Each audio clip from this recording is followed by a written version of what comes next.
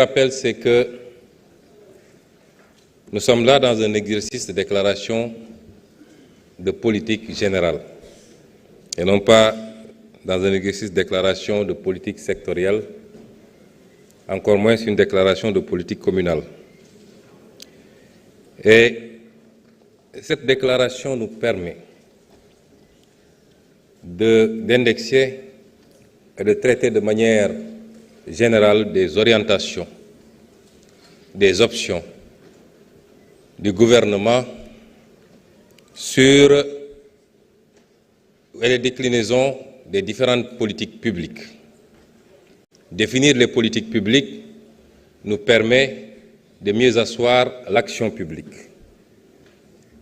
On a beaucoup parlé d'action publique ici, mais la présente déclaration de politique générale nous permet juste de discuter avec les députés des grandes orientations et des grandes options des politiques publiques dans tous les domaines.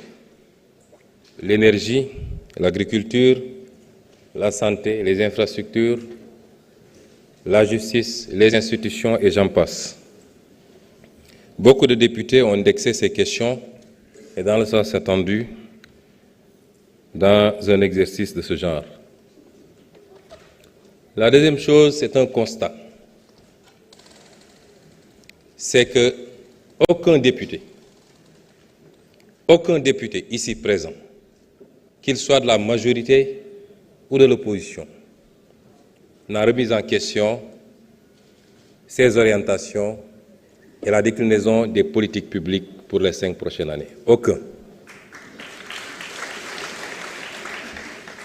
Et dans aucun domaine des politiques publiques, certains ont posé des questions qui peuvent enrichir le débat. Certains ont interpellé par rapport à certains aspects des politiques publiques qui n'ont pas ou qui n'ont pas été suffisamment traités. Et je leur en sais gré parce que ça nous permet d'apporter quelques précisions. Mais aucun député ne nous a dit que ce qui a été présenté aujourd'hui n'est pas bon ou ne va pas dans le sens souhaité pour sortir ce pays de la situation catastrophique dans laquelle les régimes précédents, particulièrement le régime sortant, l'a plongé. Alors, il y a quelque chose d'assez cocasse, j'allais dire, à relever, parce qu'on a parlé de rapport à la vérité. Et nous allons illustrer avec quelques aspects. Je passerai sur la longue campagne de diabolisation perpétrée par des gens qui tenaient le pouvoir et qui l'ont désorienté, non pas dans le sens de servir les intérêts de ce pays, mais qui ont utilisé toutes les forces dont ils disposaient pour combattre un parti politique, un homme, et pour essayer à tout prix de casser l'opposition. La désinformation avait pris toute une forme. D'abord, c'était de nous faire apparaître pour des gens qui détestaient les milieux religieux, les foyers religieux. Combien de politiques, certains ici présents, n'ont passionné un certain nombre de responsables religieux pour leur raconter des histoires, que nous allions interdire les événements religieux, que nous allions combattre les tariqas. Aujourd'hui, ces mêmes personnes sont dans leurs petits souliers, parce que le monde entier s'est rendu compte que c'était un tissu de contre-vérité. La désinformation a pris ensuite toutes sortes de tournures. Nous serions apparentés à des mouvements irrédentistes. Nous serions financés par des multinationales. Nous serions dans un programme de déstabilisation du Sénégal. Nous aurions des relations avec des organisations terroristes, islamistes et j'en passe. On a tous vécu cela ici. S'il faut parler de rapport avec la vérité, je pense que nous savons où chercher. Ensuite, depuis que nous sommes arrivés au pouvoir, le débat, ça a été de dire qu'ils n'ont pas de programme, qu'ils n'ont pas de vision. Où sont ceux qui disaient ça aujourd'hui? Ils sont incapables de démontrer ici et sur les plateaux de télévision qu'il n'y a pas de programme, qu'il n'y a pas de vision. Et le pire, c'est que ceux qui s'agitent le plus n'ont pas le niveau minimum pour parler de ces questions.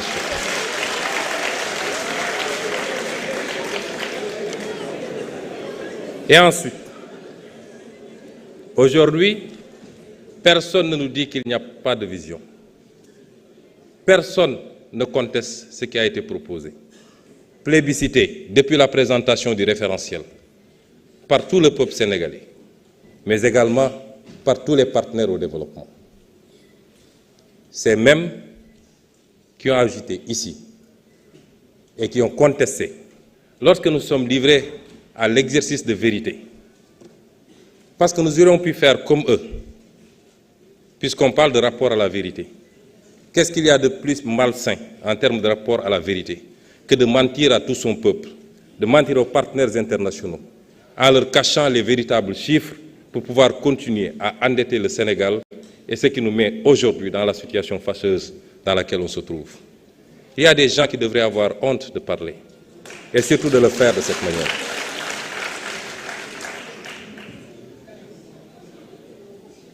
Personne aujourd'hui, à part un seul intervenant, et l'histoire, vous savez, je crois que chacun d'entre nous doit éviter de se faire prendre la main dans le sac en plein jour.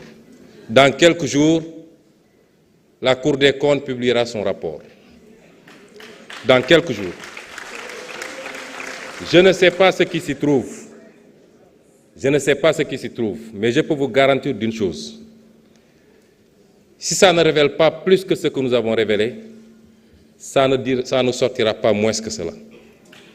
Et à partir de ce moment, je le dis et je le réitère, tous ceux qui ont une responsabilité par rapport à cette situation fâcheuse et qui ont trahi ce pays devront en rendre compte devant vous certainement, les députés de l'Assemblée nationale.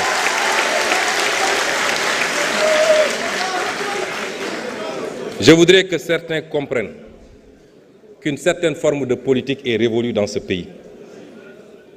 La politique, désormais, c'est de parler en connaissance de cause, de parler de ce qu'on connaît, de donner des faits et des chiffres précis. Ici, sur cette tribune de l'Assemblée nationale, il y a 5 ans de cela,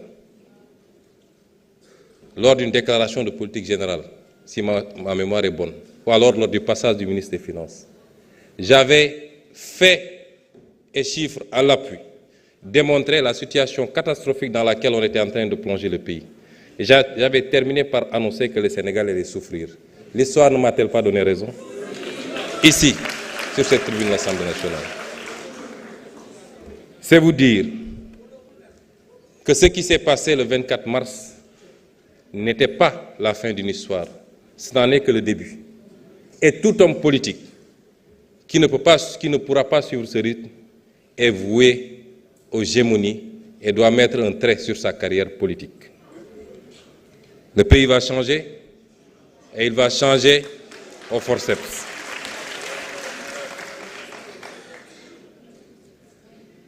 Monsieur le Président de l'Assemblée nationale, honorables députés, le débat s'est posé en termes très simples. Avant de présenter notre vision globale, nous avons fait un état des lieux. Chaque fait et chaque chiffre qu'on a annoncé dans cet état des lieux est avéré. Chaque fait et chaque chiffre. Nous avons présenté la situation catastrophique du pays. On nous a vanté les mérites d'un bilan. Le vrai bilan, il est là. Il n'y a rien de plus facile que de maquiller des chiffres, d'aller emprunter de manière désordonnée, comme on l'a dit, en calculant tout de suite le prochain mandat, et de s'empresser à faire sortir des immeubles et dire que j'ai un bilan.